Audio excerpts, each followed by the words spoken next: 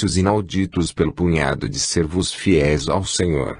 Estes, por sua vez, serão tentados a se deixar arrastar pela voragem do desencanto ao tentarem, sem remédio, deterão da avassaladora da dor sem limites. O caos será soberano no plano material. Não vos iludais para que estejais preparados. Só uma força de fé proporcional ao desequilíbrio geral será capaz de permanecer como virtude sustentadora do espírito humano. Habituai-vos a exercitar a virtude positiva da fé como contraposição normal ao império aparente do erro. Exercitai a visão espiritual de tal forma que na derrocada do plano físico possais identificar as construções do espírito. Só aqueles que souberem ver com olhos de ver conseguirão manter-se à tona, sobrepairando os abismos de dor. A mente e o coração equilibrados sustentarão um homem na grande transição. Notai bem que dizemos a mente e o coração, pois a simples capacidade de sentir a dor do próximo não será suficiente se a fé não sustentar, com a compreensão necessária, o desejo fraterno de servir. Armazenai fé e confiança. Buscai na razão dos fatos desencadeados a compreensão dos meios de sobreposição. Jesus, como guia da humanidade, precisará de servos capazes de permanecer de pé sem desfalecimentos, quando a maioria tombar vencida. Na terra e no espaço coortes de almas rijas executarão serviços de enfermagem indiscriminada. Para isso, no entanto, precisarão sentir, em toda a sua extensão, as razões justas dos males que acometem a humanidade, para saber de que forma socorrer, sem mergulhar no oceano avassalador do dilúvio apocalíptico. Os servos avisados agirão desta forma. Que virtudes, porém, recomendar para os que tiverem permanecido anestesiados diante de seus deveres morais? Sabemos que buscarão em todas as fontes o socorro necessário e não poderíamos deixar de endereçar-lhes palavras encorajadoras que os auxiliem, oportunamente, a iniciar a reação tão retardada. Bênçãos do Senhor estarão por toda parte. Porém, que fazer se permaneceram, inadvertidamente, a cuidar das coisas perecíveis? Seu esforço para ouvir precisará ser proporcional à surdez que alimentaram voluntariamente. Precisarão, em primeiro lugar, reconhecer a responsabilidade que terão nos fatos desencadeados. Se ainda tentarem permanecer como cegos, a acusar o destino, nenhuma solução positiva poderão alcançar. Só aqueles que despertarem em si a virtude da humanidade, mesmo que tardia, conseguirão sustentar-se na grande transição. A revolta dos anjos deve ter um fim, para conseguirem a misericórdia que necessitam em lugar de sentirem em tal fato a humilhação, sintoma de orgulho em franca proliferação, precisarão analisar, com isenção de ânimo, a contribuição que seus atos representaram na determinação das causas desencadeadas. Pesquisando com imparcialidade os fundamentos da destruição aparente, poderão sentir o ressurgimento do espírito imortal, pairando sobre o pedestal onde haviam entronizado a imagem caricatural do eu desvirtuado. Substituído o ídolo de barro pela imagem fulgurante do espírito eterno, não lhes será difícil compreender de que forma conduzir os acontecimentos. A virtude será, pois, em ambos os casos, para as almas despertas e as anestesiadas, proporcional à capacidade que desenvolveram, de se ajustarem à realidade, ou seja, às possibilidades que desenvolverem de serem humildes diante de Deus e do universo. Dessa forma serão engrandecidas pelas verdades eternas, mesmo quando a destruição imperar em torno. Nela verão a força renovadora da providência que tudo transforma para a necessária evolução. 2. Abertura dos canais espirituais. Pergunta: lamentamos que o Brasil faça sua estreia na liderança mundial numa época tão conturbada. Que significa, dentro do drama mundial que viveremos, essa abertura dos canais espirituais? Ramatiz significa a porta única por onde, ainda, na Terra, será possível canalizar amor espiritual sobre os homens e que será formada através dos canais espirituais constituídos pela aura do povo brasileiro. Pergunta: não compreendemos perfeitamente. Se, de acordo com o que já foi profetizado, a dor se abaterá em grande escala, sob a forma de guerras e catástrofes, sobre toda a humanidade, acreditamos que onde ela se fizesse mais intensa aí a misericórdia do Senhor seria mais fortemente sentida. Estaremos errados. Ramatiz: sim e não. Onde a dor se abater mais fortemente, o Senhor já estará fazendo baixar sua misericórdia, pois ela representa a correção automática dos erros praticados e mesmo as comoções geológicas sofrem um determinismo psíquico. Não vos escandalizeis. A vida espírito e a matéria não é senão consequência do espírito. Os homens não sofrerão indiscriminadamente a influência dos elementos em fúria. O reencarne obedece a uma lei. A uma previsão palpável, por assim dizer, aos espíritos capazes de auscultar em grande escala as forças geológicas, e que são produto do psiquismo aura da Terra. As zonas mais afetadas pelo negativismo terreno serão zonas de depuração, aonde os mais necessitados serão conduzidos para eliminarem, coletivamente, a desarmonia acumulada em suas próprias auras. Essa eliminação será feita, simultaneamente, pelas mesmas descargas que se farão sentir no psiquismo humano e terráqueo. O magnetismo terrestre, hiperativado em choques sucessivos, funcionará como os remoinhos na água, atraindo ao centro do vórtice negativos elementos necessitados da consumição áurica das forças contrárias ao progresso. O Senhor não destinará ninguém ao fim trágico. Os próprios espíritos dos homens já se imantaram ao torvelinho que lhes esteja consoante as necessidades kármicas. A misericórdia do Senhor é inalterável. Atrai a si, permanentemente, aqueles que a ele se imantam por força de suas próprias predileções. Pergunta: perdoe-nos, mas ainda sentimos as coisas sob um ponto de vista muito humano e essa concepção mecânica dos fatos que regem a vida espiritual não se coaduna facilmente com nossa índole. Como compreender melhor? Ramatiz: se os homens fossem capazes de sentir a vida espiritual como ela é, tais eventos apocalípticos seriam sustados em suas consequências mais graves. Pergunta: seria possível evitar as catástrofes previstas para o final dos tempos? Ramatiz: as previsões se baseiam na auscultação feita pelas mentes capazes de comportar a síntese dos fenômenos relacionados com as vivências da humanidade. Fixando a aura terrestre leem, como num painel, presente, passado e futuro. Para melhor compreender esse fenômeno podeis imaginar o que sucede a um cirurgião experiente ao examinar os órgãos do paciente. Abrindo-lhe o abdômen pode compreender de imediato sua situação, o que não sucede a um leigo.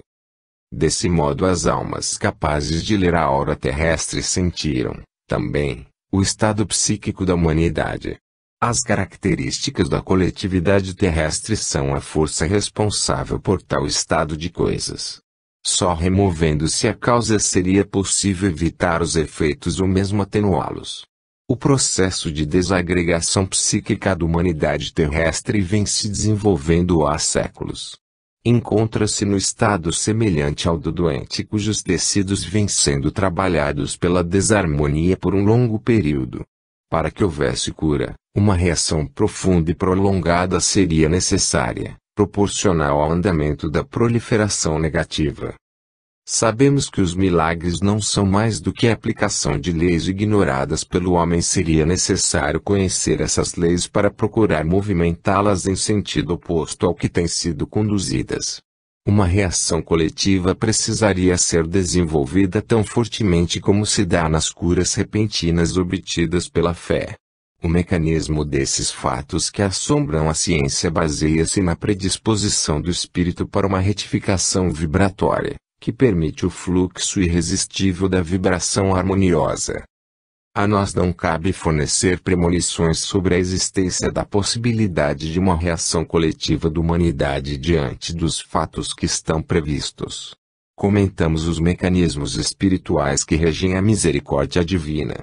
Cabe aos homens escrever, com suas próprias convicções, os destinos que escolheram.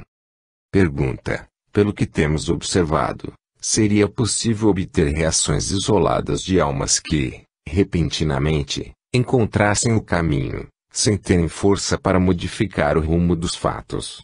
Que dizeis sobre isto? Ramatiz: caso isto não fosse possível, estariam fechadas todas as portas para o progresso espiritual. A reação coletiva teria que ser feita pela soma das reações individuais e, esta sim, seria capaz de remover as causas dos grandes eventos negativos gerados pela maioria. Os homens que, isoladamente, reagirem influirão sobre o seu próprio destino, na medida em que essa modificação for capaz de penetrar as causas profundas de seus desajustes anteriores. Pergunta: procuramos o mais possível encarar os fatos neste trabalho sob o ponto de vista daqueles que nos lerão, exercendo função semelhante à dos modernos repórteres. Desse modo sentimos oportuno comentar que, se tudo suceder como dizeis, estaria em pleno vigor o princípio de prêmios e castigos tão condenado pela moderna pedagogia na Terra. Que nos dizeis a isto?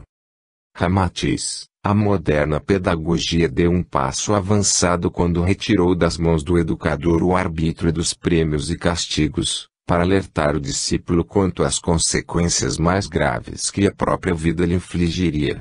Não fez mais do que ampliar o âmbito de ação das consequências dos atos voluntários, exercitando o espírito da humanidade para uma visão mais ampla.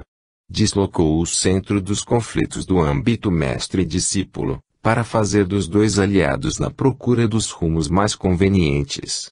Tirou da mão do mais velho a palmatória, tornando-o capaz de compreender as deficiências do seu semelhante que desperta na alma infantil, colocando-o a investigar no pequeno universo da alma do educando as grandes leis da causalidade que regem o universo psíquico. Este fato, porém, não impediu nem impedirá nunca que cada qual responda diante da vida pelos rumos que imprimir ao próprio destino.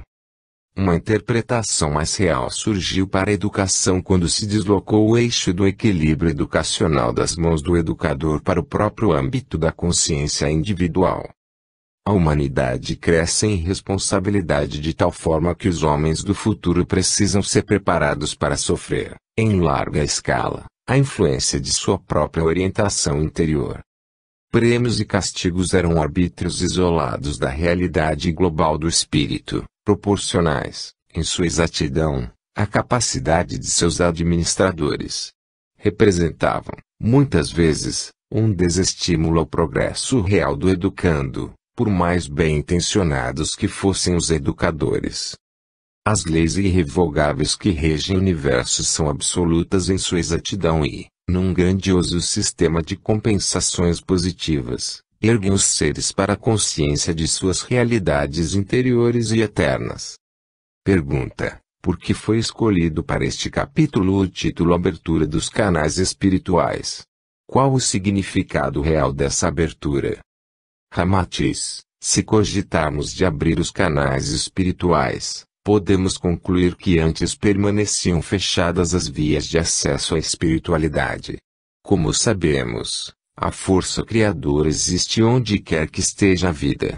Logo, seria absurdo compreender que haja um só momento no qual os seres estejam privados dessa força sustentadora. Ela os envolve e protege em sua evolução. Porém, para cada ser como para cada coletividade, o imperativo de uma imantação consciente com essa energia criadora. No momento crucial de renovação terrena, podeis facilmente concluir, essa imantação à força superior de vida será buscada e com grande empenho por todos. As grandes hecatombes despertarão os espíritos do torpor em que se haviam mergulhado e buscarão algo, fora de suas cogitações habituais, onde se amparar. Esse fenômeno se fará sentir em todas as consciências. Numa casa onde tudo permanecia aparentemente estável, todos passam a tomar conhecimento das impurezas acumuladas quando uma limpeza maior é tentada. O dia reservado à limpeza geral incomoda os moradores, retira-os de seus hábitos rotineiros e obriga-os a perceber o acúmulo de poeira e detritos que, imperceptivelmente, existia pela casa toda. Para terem sossego, alguns colaboram na limpeza geral e outros se retiram para local mais tranquilo. Sucede, porém, que quando a renovação atingir um estágio coletivo não haverá para onde se retirarem as criaturas desejosas de tranquilidade, pois em toda parte se fará sentir o eco das grandes transições e a única solução será buscar resposta para as angústias humanas numa real abertura dos canais espirituais, já que toda a carne estará mergulhada na mais aflitiva provação e os recursos humanos, para explicar a debacle, serão insuficientes e notoriamente desacreditados. Pergunta: parece-nos um pouco severo o julgamento que fazeis dos seres humanos, embora reconheçamos suas deficiências. Que dizeis? Ramatiz: assim vos parece porque vos esqueceis que emitimos conceitos relacionados com a coletividade, abstendo-nos de referir-nos às exceções como ponto de referência e estímulo à minoria capaz de enfrentar os sacrifícios necessários à autorrenovação, que tornará desnecessária a transformação compulsória do final dos tempos. Estes serão como as testemunhas de Deus, a fonte de amparo e de esperança para seus irmãos. Porém não representam maioria, nem é para eles que nosso trabalho se dirige especialmente, em virtude de por si mesmos já haverem encontrado o caminho. Quando se cuida de beneficiar uma coletividade é preciso planejar e estudar em termos de maioria. Pergunta: gostaríamos de obter maiores esclarecimentos. Ramatiz: está em pauta o julgamento de um passado desprimoroso para a coletividade terrena. Mesmo aqueles que no momento já se acham a caminho acertarão suas contas com a vida, servindo de esteio para os que sofrem as consequências da tradição negativa que contribuíram para consolidar na Terra. Desse modo, espíritos afeitos ao bem encarnaram em missão de despertamento espiritual. Em toda parte exercerão o papel de canais espirituais para as concepções positivas que devam ser despertadas para a liderança futura do mundo. Porém, essas almas não terão a força de deter os eventos apocalípticos porque, inclusive, elas têm seu karma entrelaçado com os de seus irmãos menos esclarecidos, pela responsabilidade que lhes cabe na formação do panorama histórico da humanidade. Surgirão como servos da maioria desnorteada, servindo como condutores do rebanho desarvorado. Pergunta: onde estarão localizadas essas almas? Ramatiz: em toda parte onde o nome do Senhor for realmente venerado por meio de vivências cristãs. Pergunta: que papel estará reservado ao povo brasileiro nessa batalha renovadora? Ramatiz: o Brasil sofrerá fortes abalos sísmicos, como todo o planeta, porém permanecerá como um oásis de verdura acolhedora, simbolizando a esperança de renovação. Por suas condições especiais, históricas e geográficas, representará a reserva psíquica mais proveitosa com que a humanidade poderá contar. Nada poderemos prever de grandioso para os primeiros tempos dessa aprovação coletiva. A própria terra de promissão representará um cadinho, onde grandes renovações precisarão ser feitas, a fim de ser cumprida sua missão. Aos abalos sísmicos corresponderão profundos embates morais e o próprio povo eleito permanecerá estarrecido perante as responsabilidades novas que lhe serão imputadas. A princípio não se julgará capaz de cumprir tarefa tão complexa, qual seja, liderar o mundo mergulhado no caos.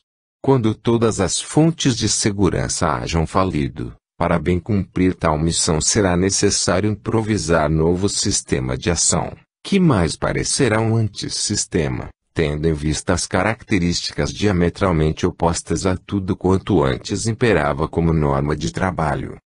Pergunta: que mais nos podeis adiantar sobre essa fase renovadora e difícil para nossa humanidade?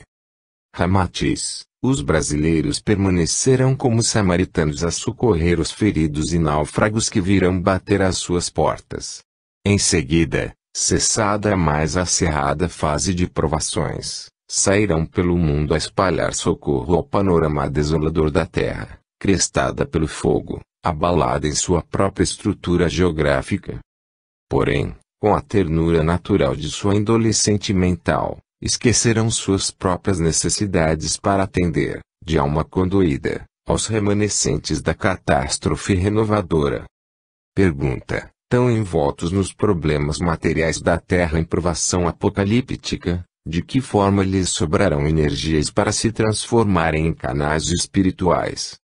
Ramatiz: do final do século em diante, espiritualidade será sinônimo de vida e ação.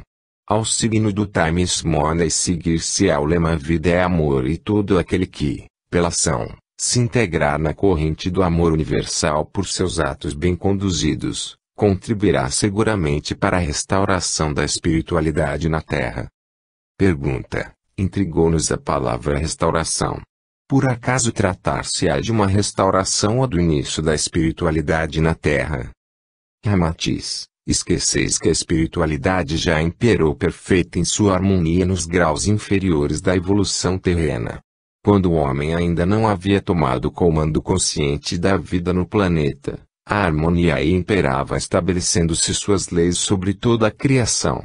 As comoções geológicas representavam alvitres renovadores com vista ao aperfeiçoamento do panorama material onde imperaria o espírito humano, e o Éden terrestre era conduzido em suas transformações pelas mais altas entidades de engenharia sideral. Havia um cadinho de forças espiritualizantes a modelar com carinho o palco das vivências futuras.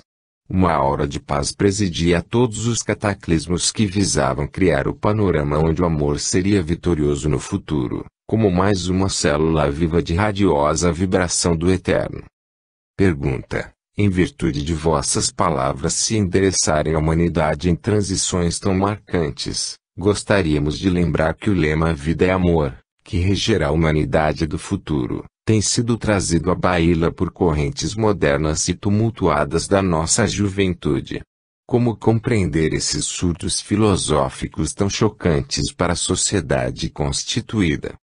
Ramatiz: é grandemente oportuna a análise de tais fatos, quando tratamos de analisar a abertura dos canais espirituais e, portanto, de forma a chegar a sentir o amor em espírito e verdade. Tais correntes de pensamento, veiculadas em sua maioria por espíritos que iniciam a fase de reafirmação da personalidade no grau de adultos, apresentam aspectos contraditórios cuja análise é profundamente oportuna. Como jovens que são, trazem em suas atitudes as marcas indubitáveis do espírito renovador. Sentindo grandemente a insegurança e o negativismo de sua época, seus espíritos permanecem estarrecidos, sem esperança. Dessa desordem interior, reflexo do ambiente caótico em que vivem, percebem vagamente a ausência de valores que não podem definir com clareza, classificando-os, no entanto, pela palavra sagrada que realmente seria capaz de unir e redimir toda a humanidade, caso esta conseguisse imunizar-se contra o veneno do ódio, o antídoto do amor. Esses jovens sentem, só muito vagamente, a premência da renovação real necessária, sem meios de levar a cabo as suas reivindicações de paz e amor. Limitam-se a agredir, através de comportamentos exóticos, a sociedade que adormeceu sob o efeito hipnótico dos valores dourados, mas sem conteúdo. Realmente, como fruto que é dessa mesma sociedade antifraterna, a juventude não sabe neutralizar o ódio com amor, embora clame, num esgardo subconsciente angustiado, contra a ausência do alimento espiritual que lhe foi negado, o amor em suas características de bondade, fraternidade, compreensão, renúncia e tolerância. E quanto mais agridem, mais feridos se sentem na essência espiritual que recebe o choque de retorno da reprovação geral. Destroem-se os remanescentes de paz que os faria felizes, colocando-se no antípode do amor que buscam através do processo de multiplicação das divergências. A fraternidade e o perdão permanecem como o único meio legítimo de protesto dos que buscam o amor em sua essência revitalizadora. Desse modo, só um caminho existe para a abertura dos canais espirituais para o advento da era do amor universal: servir e amar ao próximo como a si mesmo. Se os jovens conseguissem ultrapassar seus contemporâneos em percepção da realidade que buscam avidamente, organizar-se-iam em falanges de socorro ao próximo infortunado e, esta sim, seria a forma adequada de afirmar que são adeptos do amor. Na forma pela qual se conduzem, conseguem reafirmar aos olhos de seus contemporâneos que são mendigos do amor e não propriamente seus arautos, despertando profunda compaixão em toda a alma equilibrada, capaz de sentir o verdadeiro significado da sublime vibração do amor. Pergunta: gostaríamos de receber mais alguns esclarecimentos sobre a missão grandiosa que nossa Terra cumprirá no futuro. Que nos poderias ainda dizer? Ramatiz: o século passado preparou um grande mecanismo propulsor dos avanços técnicos. Como uma máquina de grande força, o progresso material desembocou no século XX arrastando consigo as criaturas sem que elas soubessem para onde estavam sendo conduzidas, sem saberem também como deter ou modificar a direção da engrenagem como uma locomotiva que arrasta os vagões. A força do progresso carregou as nações que por sua vez não chegam à conclusão do rumo a ser tomado nem de como designar os indivíduos capazes de, por unanimidade do consenso universal, tomar a responsabilidade do comando da locomotiva. Com a cabine vaga, a máquina no entanto não para e as equipes que se reúnem para deliberar sobre a composição que se lança para frente, em velocidade estonteante, não conseguem chegar a uma conclusão capaz de satisfazer a todos. Não se sabe, inclusive, até onde haverá trilhos para serem percorridos e se continua a corrida às cegas. Nessa incerteza, uns choram e outros gritam e um terceiro grupo toma a atitude de estudada indiferença, com a falsa superioridade, cujo único triunfo reside na imperturbabilidade aparente. Bem poucos são lúcidos quanto à tragédia de que participam, como se a maioria se houvesse contagiado pela loucura da composição desgovernada. Nos campos vazios e férteis da vida, no entanto, chegará o momento no qual a tragédia terá chegado ao seu clímax, para dar lugar à era de reconstrução dos valores desprezados, quando a corrida insana teve início.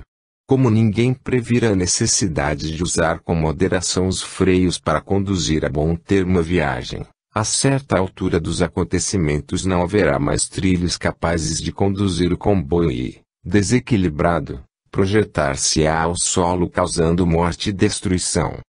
Os vagões mais próximos à caldeira serão os mais atingidos pelo fogo e a destruição que se alastrará. Serão os carros onde se acomodavam os passageiros de primeira classe. No final da composição vinham os que transportavam a carga juntamente com os passageiros de segunda classe. Para estes o choque será amortecido, pois viajavam desconfortavelmente entre os sacos armazenados de mantimentos e suas vidas serão poupadas em maior número. Receberão porém uma tarefa ingrata: recolher dos escombros os sobreviventes, procurar reanimá-los e adquirir da catástrofe as lições necessárias à reconstrução da composição para a continuidade da viagem. Porém, o tempo necessário a essa reconstrução permitirá a meditação prolongada sobre as falhas que causaram a catástrofe e o reinado curto e trágico do progresso material absoluto servirá de lição para os que se incumbirem dos novos planos. Caberá aos países que hoje designais em desenvolvimento reunir seus esforços na confirmação de que os últimos serão os primeiros e liderar a reconstrução do progresso em novas bases. Como vem sucedendo em fases sucessivas, a humanidade passará por mais um retrocesso profundo para, em seguida, ressurgir das cinzas de seus próprios excessos, liderada por aqueles que herdarão o amargo rescaldo de uma era de profundo negativismo espiritual. A folia inconsciente dos sentidos hiperativados em bacanais orgíacas, Sucederá a dor superlativa do retrocesso à era das cavernas, quando o homem não saberá onde se ocultar dos dragões vociferantes da dor. E é o aceno débil da bandeira branca da paz, ansiosamente erguida para fora das cavernas onde a humanidade acuada se recolherá, responderá ao troar desesperador do flagelo apocalíptico. A fera do orgulho e do egoísmo, pelo próprio homem alimentada nos dias infindáveis de sua soberba, não compreenderá o acesso tímido da bandeira branca na paz agitada para fora dos subterrâneos do terror. O monstro inconsciente por ele criado e fortalecido visualizará, no frágil sinal da bandeira branca, a existência de carne humana para o seu repasto destruidor. Desconhecendo seu próprio Senhor, continuará impassível a tarefa o que se destinou desde o berço. O ódio tentará até as últimas energias obter vitória sobre o amor, incrementando ao extremo a destruição. Porém, no próprio desgaste por ele produzido, o mundo se verá livre do reinado do erro. Na fúria avassaladora de que se encontrará possuído, o monstro fará com que desabe sobre si mesmo o mundo que ajudará a construir.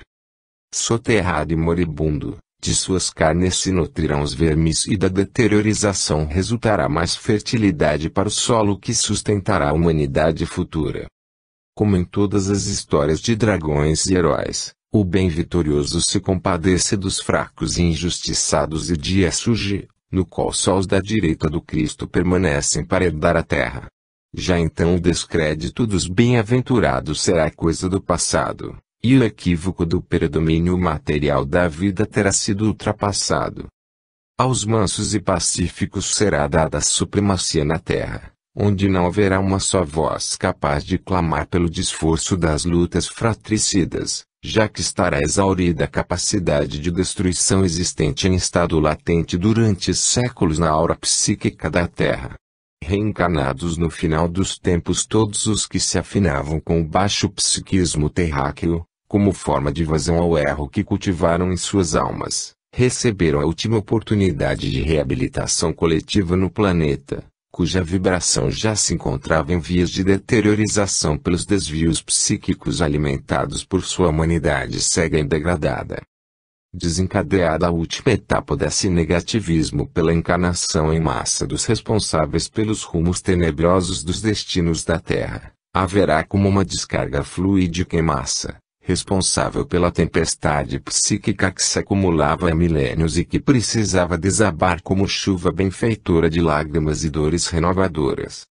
Aqueles espíritos cujas auras nem assim se tenham purificado deixarão a Terra e uma era de paz espiritual proporcionará alívio à temperatura psíquica da Terra. Como num desanuviamento, consequência de chuvas benfeitoras, a aura terrestre proporcionará aos homens um desafogo, permitindo a recapitulação de lições em clima de serenidade e bem-estar geral. Nessa nova fase, os valores espirituais serão revitalizados, valorizando-se ao extremo, com naturalidade inadmissível nos tempos atuais, os fatos relacionados com o advento do Cristo na Terra. Um reavivamento espontâneo se fará em todas as tradições populares nas quais o amor crístico seja o conteúdo máximo e uma aura de ternura espiritual irá sendo consolidada à proporção que os choques psíquicos do final do ciclo sejam amortecidos. O homem do terceiro milênio despontará debilmente no sobrevivente do século XX, que sairá à busca do irmão em sofrimento para pensar-lhe as feridas e falar-lhe de Deus. E o santo nome do Senhor encontrará eco na alma fustigada pela dor, como não encontrou no espírito locupletado pelo bem-estar material. Rejubilai, todos vós que fordes chamados à tarefa grandiosa de assistir a humanidade enferma na sua hora máxima de provação. Daí o testemunho do amor com o nome de Jesus nos lábios, invocando sua presença excelsa para o conforto à alma dos aflitos.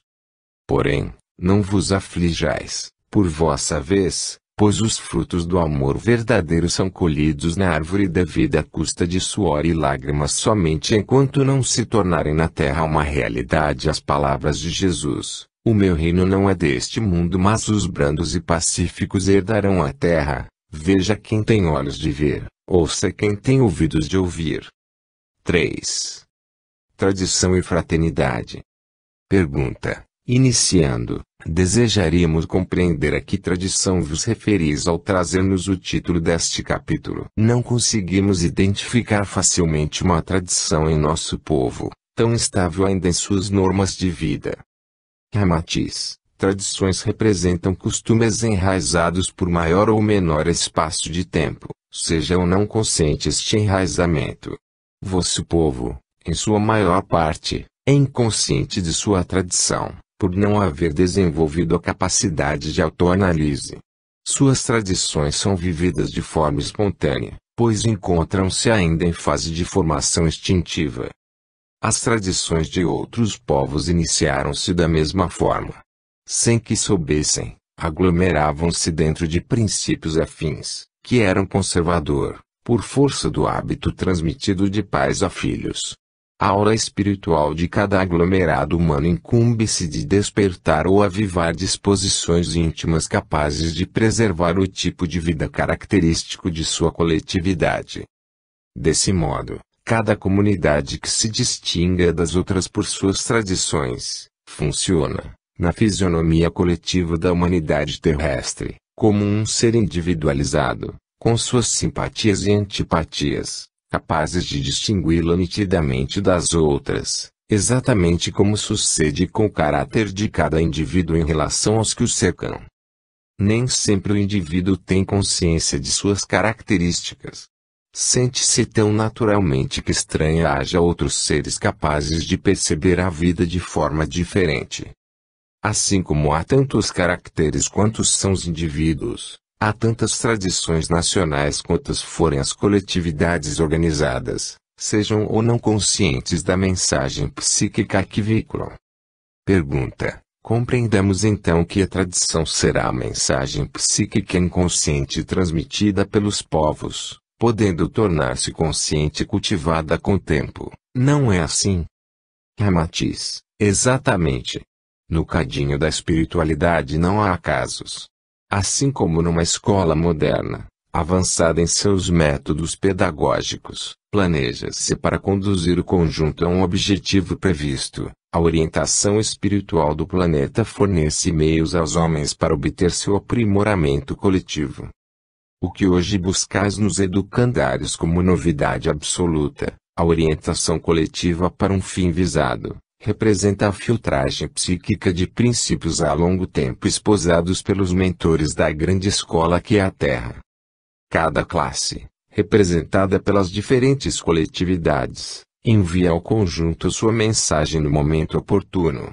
Silenciosamente, durante séculos, preparam-se os valores necessários, previstos pelos planejadores siderais. Chegado o momento oportuno, a massa humana, fermentada adequadamente, cresce em consciência espiritual e serve o alimento que preparou a alma faminta de seus contemporâneos. Tal fenômeno é identificado como providencial.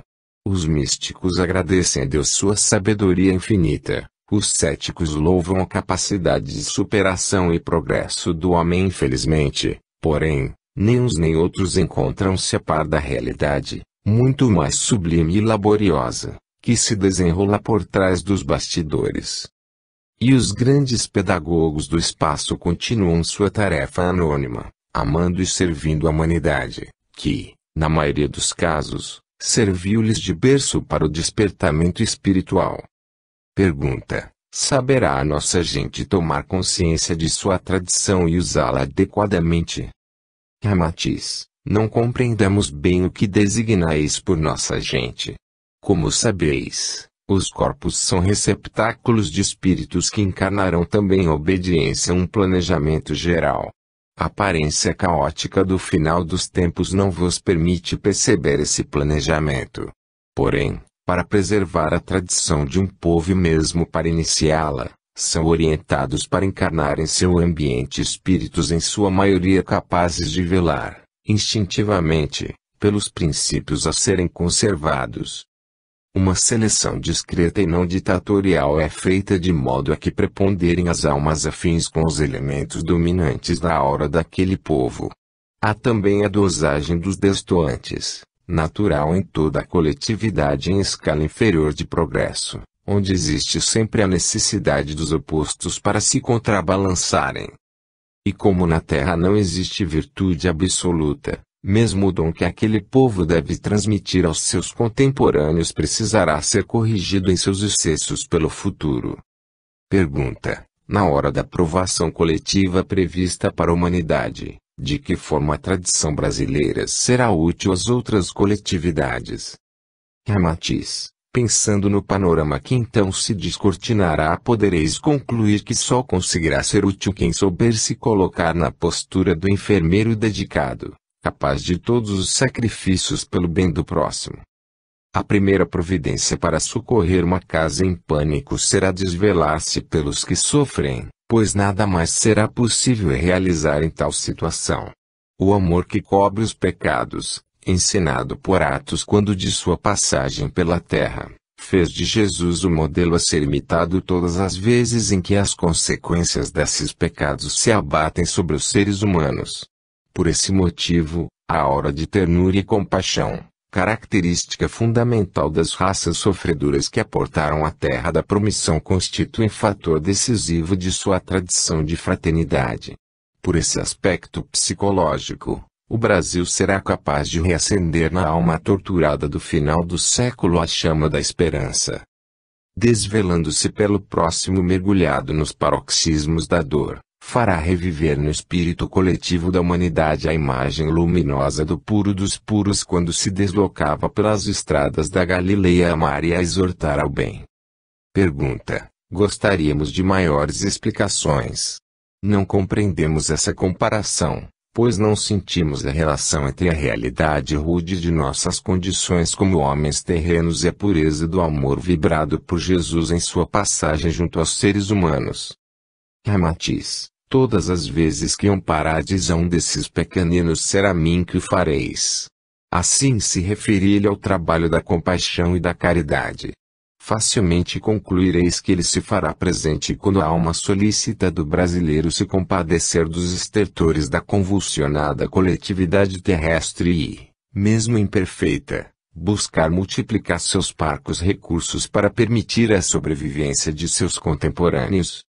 Sereis como mordomos da casa do Pai assaltada pelos vendilhões das verdades eternas, responsáveis pela guarda do tesouro da espiritualidade que eles permitiram fossem desbaratados pela sua conivência com o erro.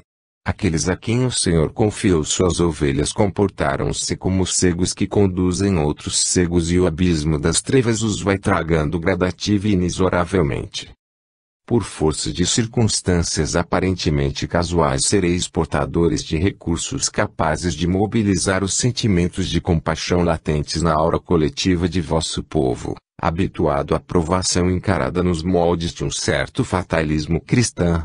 Se assim podemos nos expressar. Pergunta: como podemos compreender essa expressão fatalismo cristão? Ramatiz: as raças formadoras do vosso povo eram propensas a uma atitude passiva com relação aos desígnios do chamado destino. Por sua impotência diante dos fatos, o negro escravizado, o índio privado de autonomia sobre a terra de origem e o português profundamente impregnado do espírito mouro, canalizaram suas tendências consolidando a atitude acomodatícia do brasileiro. Simultaneamente, afirmando que Deus é brasileiro, mitiza a certeza no amparo espiritual que, intuitivamente, se gravou em vossos espíritos pela formação cristã imposta, embora em moldes deficientes, mas conseguindo gravar certos princípios fundamentais de compaixão e benevolência.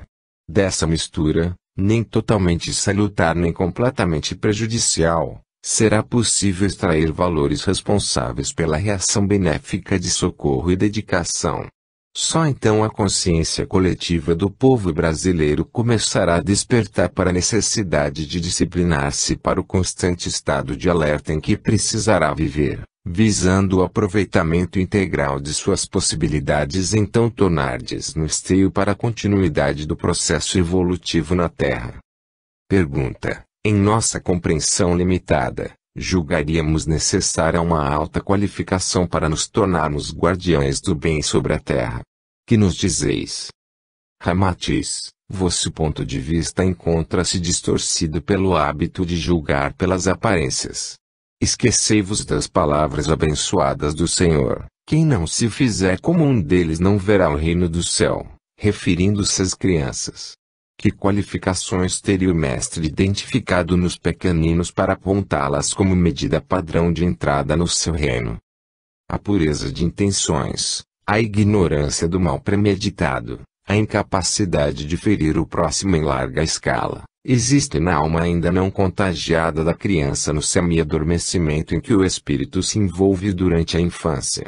Por não se encontrar ainda na posse de todas as suas capacidades no plano físico, o espírito infantil movimenta-se como numa sonolência espiritual que não lhe permite tomar consciência de todos os problemas humanos que o cercam. Desse modo, encontra-se preservado das dolorosas revivescências de aprendizados anteriores e usufrui de uma relativa bem-aventurança, capaz de sentir o plano material como aquele Adão onde as almas ingênuas de nossos antepassados bíblicos usufruíam a paz da aventura celestial.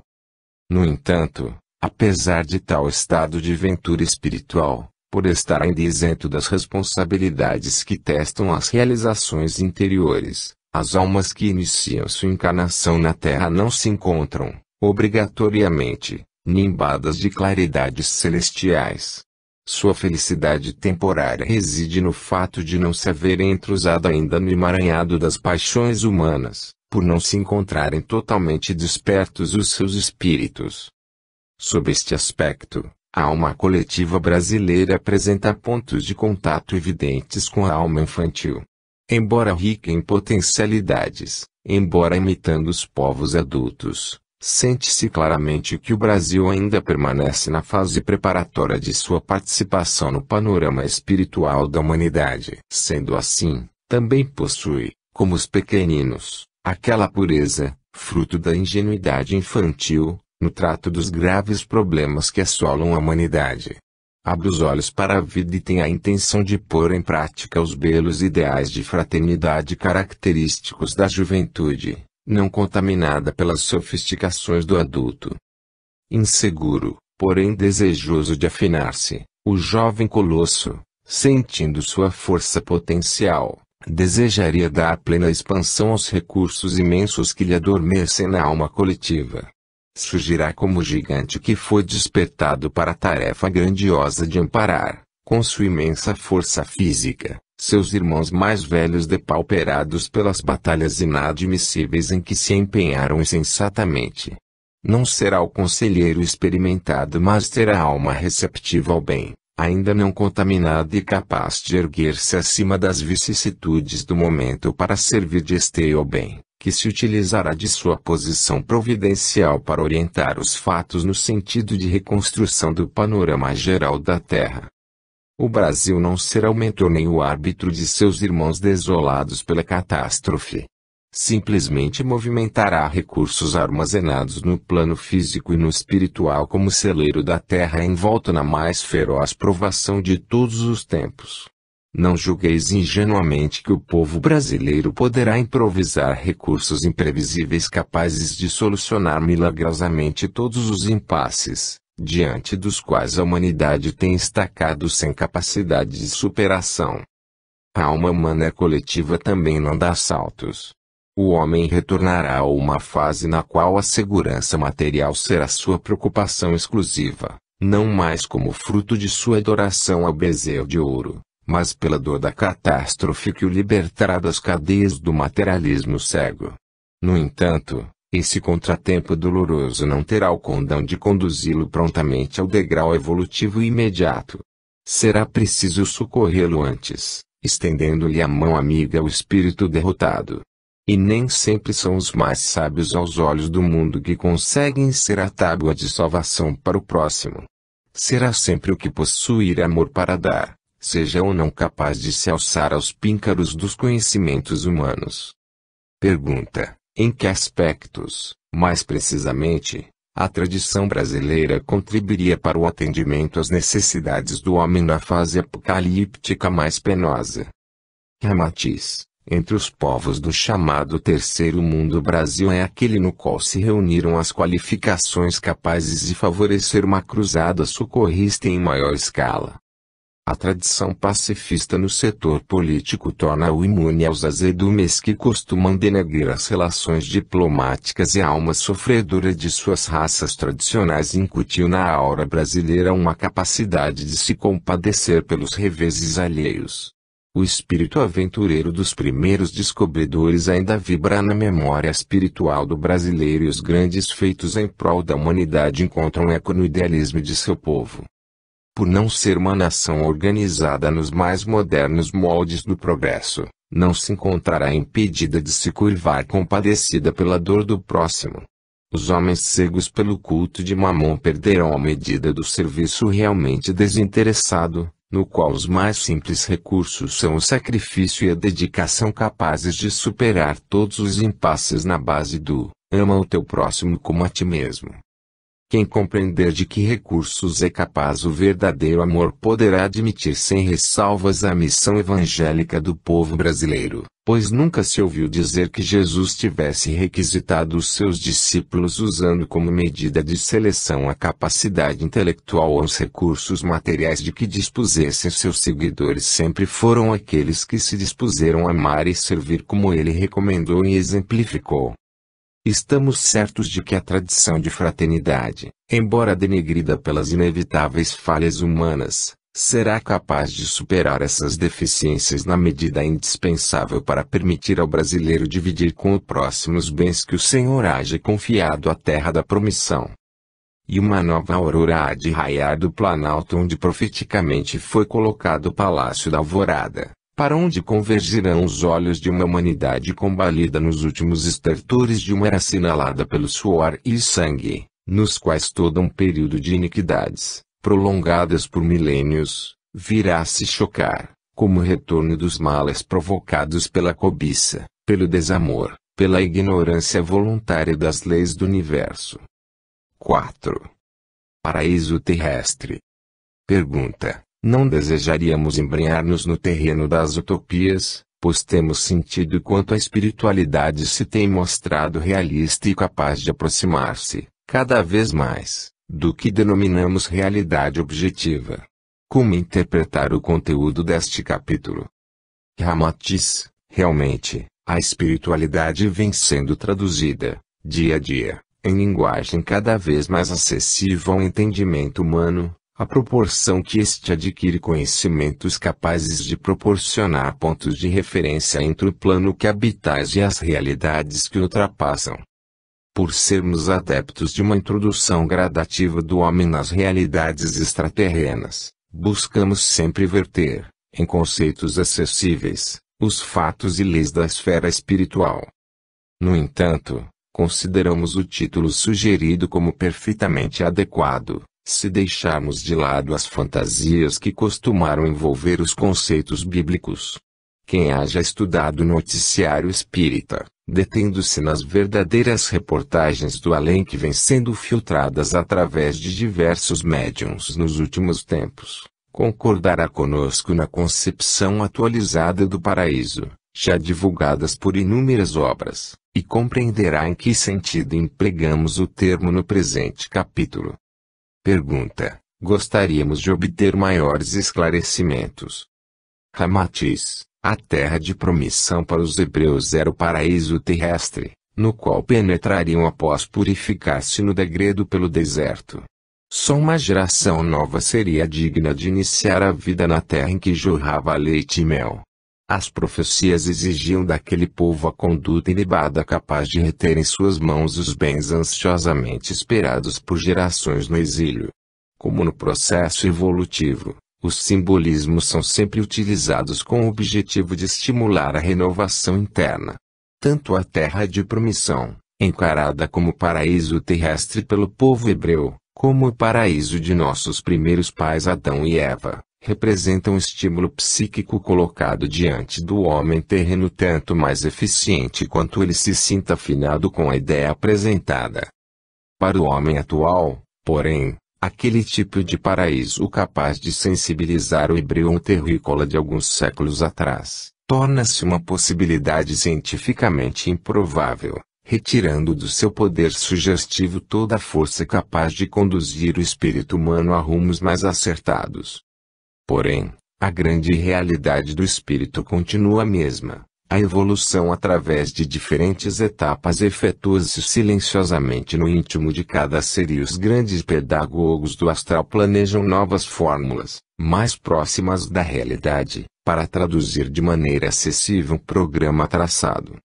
Foi-nos, então, entregue a tarefa de reformular conceitos já divulgados das mais diversas formas, como sementes esparsas sobre o espírito humano, segundo os quais uma nova concepção de paraíso terrestre estaria sendo esboçada.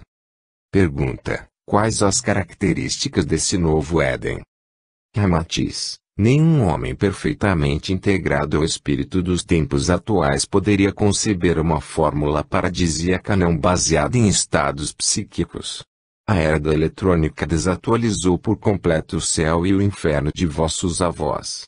Porém, as mesmas realidades que eles representavam continuam como pano de fundo das interpretações atualizadas da vida espiritual. Os caldeirões de Satanás foram substituídos pelo subconsciente torturado e no LSD os espíritos imaturos de vosso tempo procuram as compensações oníricas buscadas por seus ingênuos avós nas lendas de Adão e Eva. Entretanto, os espíritos equilibrados sentem a necessidade de ver traduzidas em palavras as realidades interiores do processo evolutivo, num grau de compreensão satisfatória ao seu desenvolvimento psíquico. Buscamos atender a essa necessidade como mais um dos ceareiros do Senhor junto ao homem do século XX. Com a liberdade de uma concepção puramente literária, achamos adequado denominar o Brasil de paraíso terrestre, tal como os autores da Bíblia se sentiram autorizados a traduzir em lendas o exílio espiritual que parte da humanidade de Capela sofria na terra e, também, como os condutores do povo hebreu acenaram com aventuras paradisíacas numa terra a ser conquistada. Em todos estes casos, foram fornecidos pontos de referência nos quais o espírito humano pôde firmar-se para avançar na senda interior. Pergunta: de que forma poderá contribuir para a evolução humana o fato de apontarmos o Brasil como paraíso terrestre? Ramatiz: todas as vezes que apontamos a meta a ser alcançada, estamos contribuindo para estimular o desejo de progresso que é uma força latente no espírito humano. Nas almas em que o negativismo não haja criado um envolvimento dessensibilizante, o apelo repercute automaticamente. O processo da propaganda subliminar baseia-se na capacidade receptiva inconsciente do espírito. Mesmo aqueles que se julgam espíritos práticos não deixam de possuir sua centelha espiritual e esta, a revelia das teorias apregoadas para uso externo, é atingida por mais um sinal supersônico da espiritualidade. Esse apelo grava-se e vem à tona no momento oportuno. Pergunta: poderíamos concluir que os espíritos práticos que repudiariam o que classificam de fantasias nossas, na realidade só o fazem aparentemente?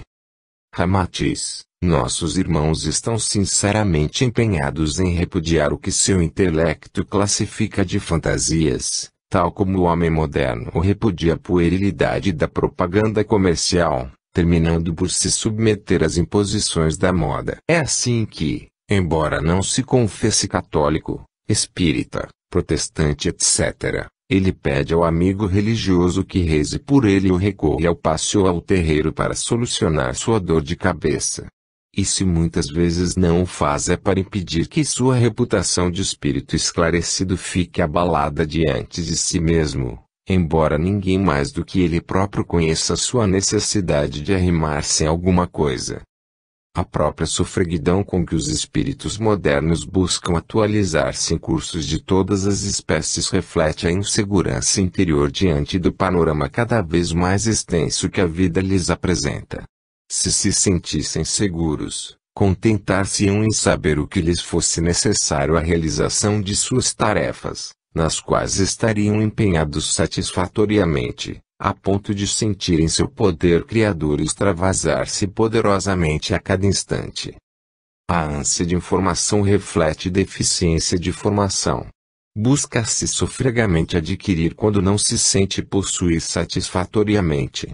Uma alma cujos valores profundos foram despertos não despreza a aquisição de novas capacidades, porém sente-se tranquila com o que extravasa de si, deixando que o tempo acrescente ou não os conhecimentos à sua volta, pois seu empenho está voltado para a grande fonte de conhecimento que mora em seu próprio ser. Compreendamos o repúdio das fantasias relacionadas com o espírito, como reação natural aos excessos da tirania intelectual religiosa e da supervisão que escraviza o espírito e constatamos, com satisfação,